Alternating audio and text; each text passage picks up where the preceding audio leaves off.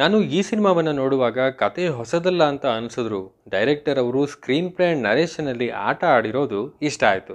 And ಆ ಸಿನಿಮಾನೇ ರಾಜ್ಗುರು ಅವರು direct ಮಾಡಿ ಗೌರಿ ಶಂಕರ್ ಹಾಗೆ ಬಿಂದು ಶಿವರಾಮ್ ಅವರು ಆ್ಯಕ್ಟ್ ಮಾಡಿರುವಂಥ ಸಿನಿಮಾ ಕೆರೆಬೇಟೆ. ಸಿನಿಮಾದ ರಿವ್ಯೂಗೆ ಹೋಗೋಕ್ಕೂ ಮುಂಚೆ ನೀವಿನ್ನೂ ನನ್ನ ಚಾನಲ್ಗೆ ಸಬ್ಸ್ಕ್ರೈಬ್ ಆಗಿಲ್ಲ ಅಂದರೆ ಈಗಲೇ ಸಬ್ಸ್ಕ್ರೈಬ್ ಆಗಿ ನೋಟಿಫಿಕೇಷನನ್ನು ಆನ್ ಮಾಡ್ಕೊಳ್ಳಿ ಅಂತ ಹೇಳ್ತಾ ವಿಷಯಕ್ಕೆ ಬರೋದಾದರೆ, ಸಿನಿಮಾದಲ್ಲಿ ನಮಗೆ ಮುಖ್ಯವಾಗಿ ಸಿಗುವಂಥ ಪಾತ್ರದ ಹೆಸರು ನಾಗರಾಜ ಅಲಿಯಾಸ್ ನಾಗ. ಇವನು ಇರೋದು ಮಲೆನಾಡಿನ ಒಂದು ಸಣ್ಣ ಹಳ್ಳಿಯಲ್ಲಿ.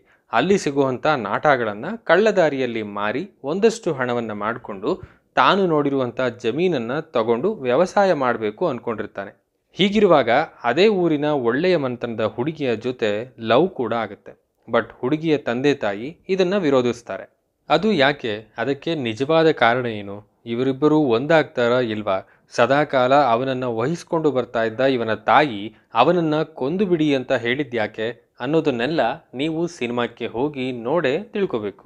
ಸಿನಿಮಾದಲ್ಲಿ ಇಷ್ಟ ಆಗಿದ್ದು ಸ್ಕ್ರೀನ್ ಪ್ಲೇ ಆ್ಯಂಡ್ ನರೇಷನ್. ಇದರ ಬಗ್ಗೆ ಆಮೇಲೆ ಕೂಡ ಮಾತಾಡ್ತೀನಿ. ಸದ್ಯಕ್ಕೆ ಸಿನಿಮಾದ ಕತೆ ಹೊಸದೇನಲ್ಲ, ಬಟ್ ಈ ಕತೆ ನಡೀತಾ ಇರುವಂಥ ಬ್ಯಾಕ್ ಡ್ರಾಪ್ ಈ ಸಿನಿಮಾಕ್ಕೆ ಒಂದು ಪ್ಲಸ್ ಪಾಯಿಂಟ್.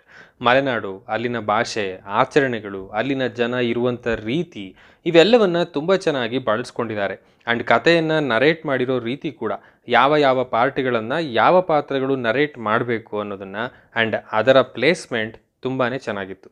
ಆ್ಯಂಡ್ ಸಿನಿಮಾದ ಪ್ರೀ ಕ್ಲೈಮ್ಯಾಕ್ಸ್ ಕೂಡ ಇಷ್ಟ ಆಯಿತು. ಆ್ಯಂಡ್ ಸಂಭಾಷಣೆ ಕೂಡ ಮಲೆನಾಡಿನಲ್ಲಿ ಆಡುವಂಥ ಪದಗಳನ್ನು ಇಟ್ಕೊಂಡು ಒಂದು ರಾ ರೀತಿಯಲ್ಲಿ ನ್ಯಾಚುರಲ್ ಆಗಿ ಬರೆದಿದ್ದಾರೆ. ಅದು ಒಂದು ಮಟ್ಟಿಗೆ ವರ್ಕ್ ಆಗಿದೆ ಅಂತ ಹೇಳ್ಬೋದು. ಆ್ಯಂಡ್ ಪರ್ಫಾರ್ಮೆನ್ಸ್ ಬಗ್ಗೆ ಹೇಳೋದಾದರೆ, ಗೌರಿಶಂಕರ್ ಅವರು ತಮಗೆ ಇರುವಂಥ 2 ಶೇಡ್ಗಳಲ್ಲಿ ಒಂದೊಳ್ಳೆಯ ಸ್ಕೋರನ್ನು ಪಡ್ಕೊಳ್ತಾರೆ. ಆ್ಯಂಡ್ ಆ ಪಾತ್ರಕ್ಕೆ ಇರುವಂಥ ಒಂದು ಸ್ಟೈಲನ್ನು ಇಡೀ ಸಿನಿಮಾ ತುಂಬ ನೀಟಾಗಿ ಕ್ಯಾರಿ ಮಾಡಿದ್ದಾರೆ. ಎಲೆ ಅಡಿಕೆಯನ್ನು ಉಗುಳೋದಾಗಿರ್ಬೋದು, ಪಂಜೆಯನ್ನು ಎತ್ತಿ ಕಟ್ಟೋದಾಗಿರ್ಬೋದು, ಇವುಗಳು ಆ ಪಾತ್ರಕ್ಕೆ ಒಂದು ಪ್ಲಸ್ ಪಾಯಿಂಟ್ ಆಗಿದೆ.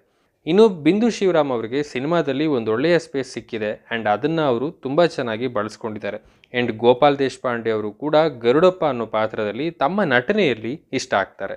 ಆ್ಯಂಡ್ ಸಿನಿಮಾದ ಬ್ಯಾಕ್ಗ್ರೌಂಡ್ ಸ್ಕೋರ್ ಇರುವಂಥ ಸನ್ನಿವೇಶಗಳಿಗೆ ಒಂದು ಒಳ್ಳೆಯ ಹೈಪನ್ನು ತಂದು ಕೊಡುತ್ತೆ.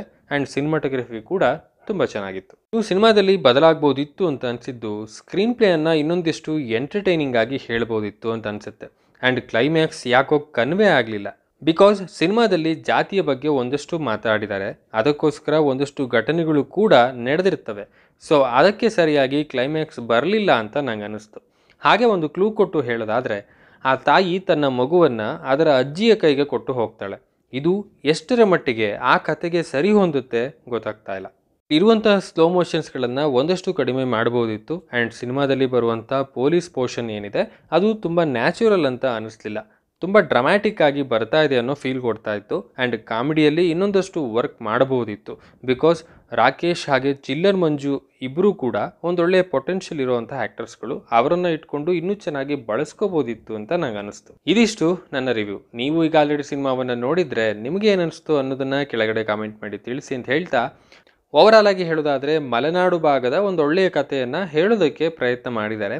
ಸಿನಿಮಾ ಪ್ರೇಕ್ಷಕನನ್ನು ಎಂಗೇಜಿಂಗ್ ಆಗಿ ಇಟ್ಕೊಳ್ಳುತ್ತೆ. ಸೊ ಒಂದು ಸಾರಿ ನೋಡ್ಬೋದು ಅಂತ ಹೇಳ್ತಾ ನಾನು ಮತ್ತೆ ಸಿಗ್ತೀನಿ. ಅಲ್ಲಿವರೆಗೂ ಸ್ಟೇ ಟ್ಯೂನ್.